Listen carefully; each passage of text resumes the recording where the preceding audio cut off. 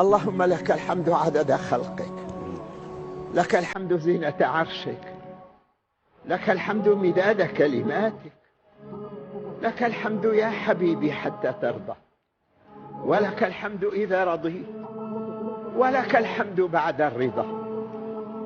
اللهم صل على أشرف مولود وأكرم محمود وخير ما في الوجود. اللهم صل على سيدنا محمد في الأولين، اللهم صل على سيدنا محمد في الآخرين، اللهم صل على سيدنا محمد في الملأ الأعلى إلى يوم الدين. اللهم إنا نعوذ بك من غنى يطغينا، نعوذ بك من فقر ينسينا، نعوذ بك من صاحب يؤذينا، نعوذ بك من دنيا تشغلنا وتلهينا.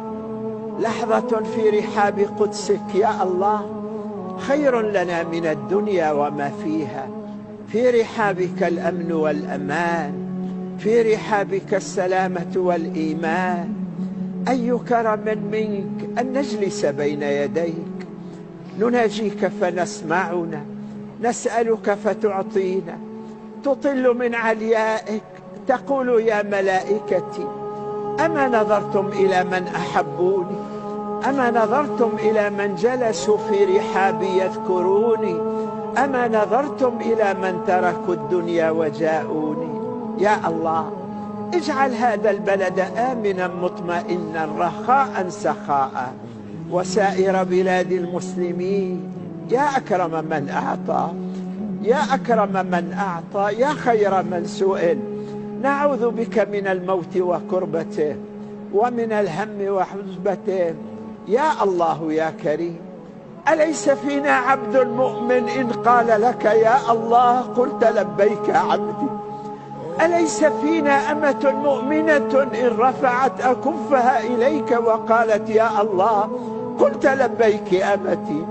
اللهم آمنا يوم يخاف الناس، واسترنا يوم يفضح الناس، وارحمنا يوم يعذب الناس.